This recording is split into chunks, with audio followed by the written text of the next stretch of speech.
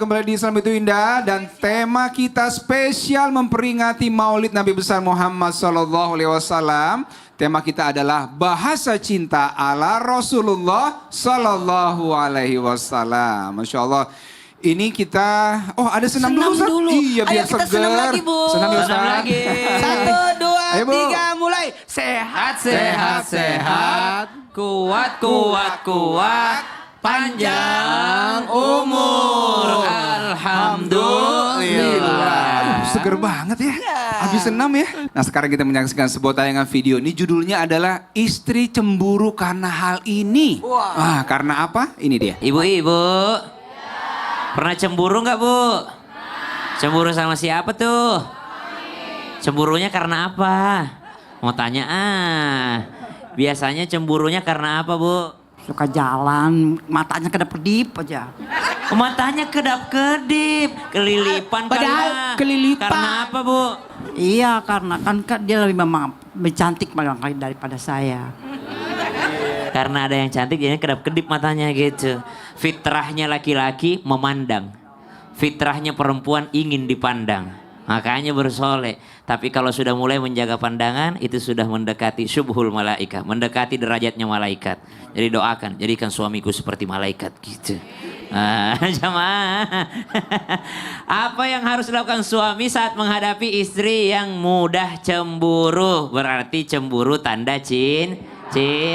Berarti yang pertama apresiasi dulu cintanya. Seperti siapa? Nabi SAW tahu banget kalau Ibunda Aisyah radhiyallahu anha wardaha itu senang cemburu sama Nabi. Cemburu kepada istri-istri yang lainnya. Apalagi kepada Ibunda Khadijah. Kata Ibunda Aisyah, tidak ada satu istri Nabi pun yang lebih kucemburui dibandingkan Khadijah. Padahal aku tidak pernah ketemu sama Khadijah. Kenapa? Ibunda Khadijah sudah wafat. Baru Ibunda Aisyah radhiyallahu anha wardaha ketemu dengan Nabi SAW, itu pun jauh jaraknya. Maka bagaimana cara Nabi SAW memuliakan Ibunda Aisyah dengan kecemburuannya? Kata Nabi SAW, perempuan yang paling kucintai adalah Aisyah. Dan laki-laki yang paling kucintai adalah bapaknya Aisyah. Maka Ibunda Aisyah paling dicintai sama Nabi kalau dari segi perempuan. Tapi laki-laki yang paling dicintai Nabi SAW adalah Abu Bakar As-Siddiq, bapaknya Ibunda Aisyah radhiyallahu anha wardaha. Maka subhanallah yang pertama dilakukan adalah memvalidasi perasaannya. Karena kita tahu dia cemburu karena cinta. Tanpa bermaksud menggurui ataupun mengajari, yang hadir di sini, yang menyaksikan dari rumah jauh lebih berpengalaman daripada yang ceramah. Kita menceritakan hari ini bagaimana baginda Nabi SAW Alaihi Wasallam. Lihat bagaimana lagi Nabi melihat kecemburuan daripada istrinya. Di antara istrinya ada bernama Saudah. Saudah ini sudah berumur, subhanallah. Sehingga bagaimana caranya Nabi SAW melihat kecemburuannya? Kata Saudah, saya ini sudah tua. Malam giliran saya kasih saja kepada Aisyah yang muda. Nabi menghormati. Nabi tidak langsung, oh gitu, terima kasih ya. Enggak. Nabi SAW membujuknya. Jangan merasa minder, jangan merasa ini. Yang dilihat oleh Allah Subhanahu wa taala adalah ketakwaannya. Berarti memvalidasi perasaannya. Jangan kayak ibu, saya tahu kau pandang cewek karena dia lebih cantik dari aku. Tiba-tiba suaminya bilang, memang. Waduh. Subhanallah. Kemudian Nabi SAW memperlihatkan, mencontohkan kepada kita tentang bagaimana menghadapi kecemburuan ketika piring itu pecah dari tangannya Ibunda Aisyah radhiyallahu anha karena kecemburuannya, karena makanan itu daripada istri Nabi yang lainnya. Nabi yang membersihkan sendiri daripada pecahan-pecahan piring. Lalu Nabi menyampaikan kepada para sahabatnya, ibu kalian sedang cemburu. Ibu, yang begini saja masih bisa cemburu. Bayangkan dengan Ibunda Aisyah. Tahu usianya Bunda Aisyah? Ibunda Aisyah itu ketika Nabi SAW wafat, Ibunda Aisyah usianya 18 tahun. Jadi usia 18 tahun Ibunda Aisyah itu sudah menjanda. Subhanallah. Nabi ayahnya meninggal dunia. Ayah Nabi SAW, Sayyid Abdullah, itu wafat di usia 18 tahun. Dan Ibunda Aisyah usia 18 tahun ketika Rasulullah SAW ila rafiqil a'la wafat. Maka lihat bahasa cintanya Nabi SAW, tidak malah menyalahkan, tidak malah membalik keadaan, tidak malah playing victim. Ada juga laki-laki itu playing victim. istrinya cemburu, dia langsung merasa jadi korban. Justru kita malah menjadi penengah ataupun kita menjadi orang yang membela pasangan kita. Dan selalu diniatkan, Nabi juga pernah merasakan ini. Jadi setiap istri cemburu jangan malu untuk merendah karena Nabi pun pernah demikian. Jangan malu untuk merendah, tapi juga jangan malu untuk mengungkapkan rasa cinta ya Ustaz Iya ya. Penting banget ya. dong. Kalau Dede gimana Dede? Hah? Lagi belajar Ustaz. Baik, tepuk tangan buat Ustaz ya. Masya Allah. Kita mau bertanya Ustadz Maulana. Iya, Ustadz. siap. Ini Ustadz kan kadang memang istri itu sering berkeluh kesah kepada suami. Aku capek. Kamu di mana? Aku Gitu udah kan. tua. Aku lemah. Nah cuma Ustadz yang jadi masalah nih. Kadang cara suami menanggapinya, nah ini membuat istri suka salah paham. Bahkan cenderung suami seperti menghakimi istri. Ini salah kamu. Makanya perawatan. Waduh. Nah sebenarnya bagaimana arahan baginda Nabi untuk masalah ini? Silakan Ustadz.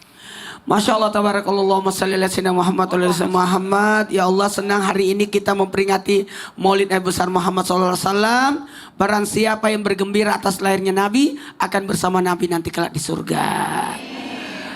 Izin Ustaz yang Masya Allah tabarakallah, berkah senantiasa Ustaz, Masya Allah. Dan buat semua guru-guru yang lagi nonton, terima kasih banyak memberikan kami kesempatan. Mohon maaf ilmu kami sedikit untuk mengungkapkan bagaimana cintanya Nabi. Tidak cukup waktunya Islam ditindak 1,5 jam, masih panjang. Mohon maaf. Satu hal buat kita, bagaimana cara merespon ketika istri itu curhat berkeluh kesah. Tahu nggak? Ketika berkeluh kesah, Nabi justru mengajarkan doa, amalan. Ya Rasulullah, aku capek, aku lelah. Bisa nggak? Kata Nabi, baca ini. Subhanallah, alhamdulillah, la ilaha illallah, wallah. Subhanallah 33 kali, alhamdulillah 33 kali, Allahu Akbar 33 kali. Jadi mohon izin, ada 3 cara ketika kita ada pasangan kita berkeluh kesah. Yang pertama, sabar dengar. Sabar dan tenang. Ketika kita sabar dan tenang, ini jadi perlihatkan, wah, bayangkan Nabi bukan hanya kepada istri, kepada anak kecil yang meninggal burung pipitnya, Nabi dekati, gimana kabar burung pipitmu? Coba. Bahkan ada yang meninggal anaknya, Nabi datang, deketin. Artinya kita harus ada respon sebenarnya. Sabar, dengarin. Kan lama kalau ngoceh perempuan itu.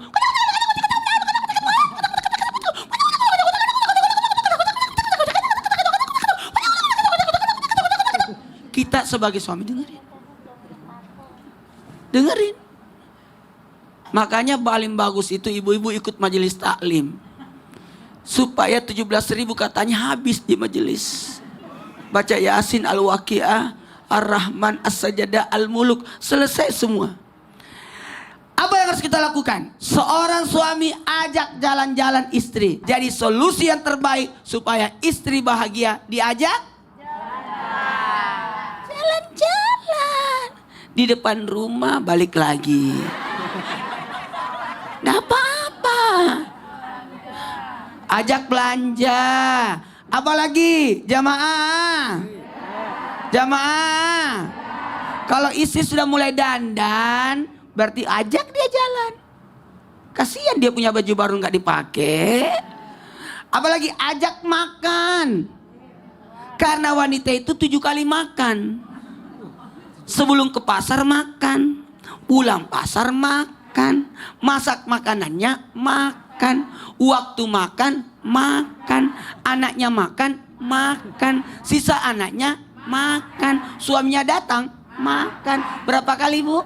7 kali Ustadz ya. Iya. Apa? Ada 3 ya. 1, ajak apa tadi? Jalan. 2, Jalan. ajak makan. Yang ketiga, ajak tidur. Oh, Masya Allah. Kalau wanita diajak tidur seneng dia. Seneng banget ya. Karena tempat kerjanya wanita 3. Dapur, kasur, sumur. 1, 2, 3. Dapur, kasur, Semur, Masya Allah. Tapi tadi yang penting adalah dengarkan dan sabar. Dengarkan dengan sabar. Jadi sebenarnya gini, Ya. sabar dulu, tenang, dengar, respon. Oh, respon pun penting ya Ustaz ya? Penting. Jangan Karena diem. wanita itu sebenarnya gini, hanya butuh didengar, tidak butuh solusi. Oh, butuh didengar aja. Jangan kasih solusi kalau wanita. Karena Pak, sendalku hilang, kita beli. Enggak begitu maksudnya. Itu kan sendal saya beli di Jogja. Terus sekarang kan sejarahnya. Bukan itu. Jadi Dia perlu mengungkapkan ya? cuma butuh didengar, Masya bukan Allah. butuh solusi. Kalau kita kasih solusi, aku juga bisa beli kalau cuma begitu. oh dia perlu mengungkapkan Diungkapkan. perasaan. Masya Allah. Baik, tepuk tangan buat Ustaz Maulana. Sabar dan dengarkan dengan baik ya. Mudah-mudahan para suami bisa mempelajari ini. Ustaz, terima kasih banyak buat ilmunya. Sekarang kita masuk ke segmen Tanya Dong Ustaz. Kami semua tanya dong Ustaz. Siapa yang mau bertanya, Bu? Angkat tangan semua. Yang mau bertanya? Dari Majalengka siapa yang mau bertanya? Boleh. Ibu boleh? Boleh maju ke depan. Sini Ibu ke tengah-tengah langsung bertanya ke Ustadz Muhammad Asad. Boleh Ustadz. Ibu mohon izin di tengah sini Ibu. Ya, menghadap ke depan. Siapa namanya dan dari mana? Ya. Assalamualaikum warahmatullahi wabarakatuh. Waalaikumsalam warahmatullahi Nama wabarakatuh. saya Ibu Ungkus dari Ibu. Majelis Taklim Al-Imam Sukahaji Majalengka. Majalengka, Masya Allah. Ingin bertanya kepada Ustadz Asad. Silakan Ibu. Ada seorang suami yang memberikan nafkah secara sempurna, secara materi, tetapi seorang istri itu merasa tidak puas karena si suami kurang romantis barangkali. Sehingga hatinya sering kesal. Apakah seorang istri tersebut berdosa sekali gitu terhadap suaminya? Mohon penjelasannya. Jadi Salam. nafkahnya udah sempurna. Secara materi. Tapi Tapi- romantisnya kurang. Iya, Karena itu. istri juga butuh romantis ya Bu Iya, ya. Kasih iya. sayangnya baik. Iya. Masya Allah. Itu aja Ibu. Ya, itu saja. Baik. Ya, assalamualaikum warahmatullahi wabarakatuh. Waalaikumsalam warahmatullahi wabarakatuh. Silakan Ibu, terima kasih boleh Baik, kembali ke terima tempat. kasih, Silakan Ibu. Ustaz Muhammad Asad. Baik. Ibu seneng kalau suami itu tanda cintanya apa? Hah? Perhatian dalam bentuk apa? Kasih sayang atau duit? Nah. Mana yang lebih utama, suami atau duit? Baik, memang begini. Untuk para suami di rumah ya, nafkah itu kan memang wajib ya, wajib kita memberikan nafkah untuk makan, sandang, pangan, papan. Tapi juga memang para suami harus tahu istrinya itu love of language-nya apa, betul nggak? Ya, ada yang senangnya dipuji ya. Masya Allah, ibu cantik sekali hari ini ya, pakaiannya bagus sekali. Ada yang senang love of language-nya physical touch. Ya, dibelai-belai ya, disayang. Ada juga yang love of language-nya apa? Receiving gift, menerima hadiah. Nah, ini sepertinya ibu-ibu di studio dan di rumah ini senangnya receiving gift, betul ya? Kalau dikasih uang belanja 100.000, senang nggak Bu? Senang. Kalau 100 juta? Ya. Suaminya disayang nggak kalau 100 juta? Nah, maka penting dalam rumah tangga itu komunikasi, Bu. Suami ibu itu bukan peramal yang tahu apa isi hati ibu. Ibu harus bilang, sayang, bebek, apa manggil biasanya? Ya, beb, aa, ya, abang, ya, cintaku. Aku tuh seneng kalau dikasih duit. Jangan cuma doa, tapi duit. Nah, akhirnya suami ibu jadi tahu, oh iya, ternyata istri saya senangnya dikasih duit. Karena mukanya muka sendu semua, ya. Senang duit. Nah, jadi komunikasi penting, Bu, ya. Ibu harus sampaikan kepada suami. Begitu juga ibu, ya, para pemirsa di rumah harus tahu suaminya itu senangnya apa. Kan ada suami yang senangnya dipuji, betul ya? Ada yang senangnya dituruti, ada yang senangnya dimasakin. Kan katanya kan salah satu cara agar suami mencintai istri melalui perutnya. Kalau perutnya kenyang, insya Allah sayang.